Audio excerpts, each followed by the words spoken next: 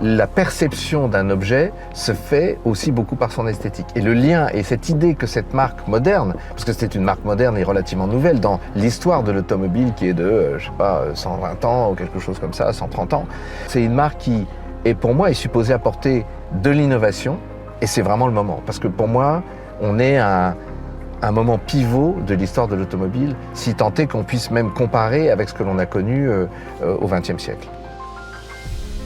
L'automobile que j'ai connue quand j'étais jeune, c'est plus la même du tout. Et c'est pour ça qu'il doit y avoir des nouvelles fonctions, un nouvel attrait. C'est plus le propos de conduire, c'est un mélange de sécurité et de temps gagné. C'est ça que je trouve très important, avec une dimension écologique majeure, évidemment, à commencer par l'électrique. Je trouve qu'il y a quelque chose d'assez félin et d'assez maîtrisé. C'est-à-dire que c'est une voiture qui, quand on la voit, on la trouve, je dirais, assez avenante.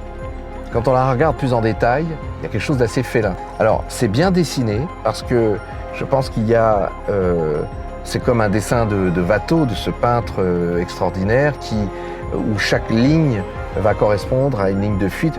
Très important, l'attention qui a été apportée sur ce que j'appellerais les yeux de cette auto, même pas les phares, ils sont en creux et on a vraiment le dessin de paupières supérieures et inférieures avec les pupilles qui sont placées à l'intérieur. Je dis bien les pupilles parce qu'en fait il y a 2 pupilles par œil, si on le regarde bien, et il y a quelque chose de très féminin.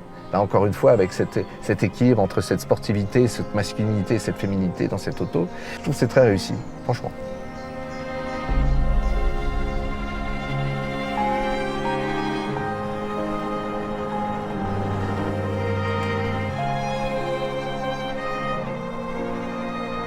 Kia, movement that inspires.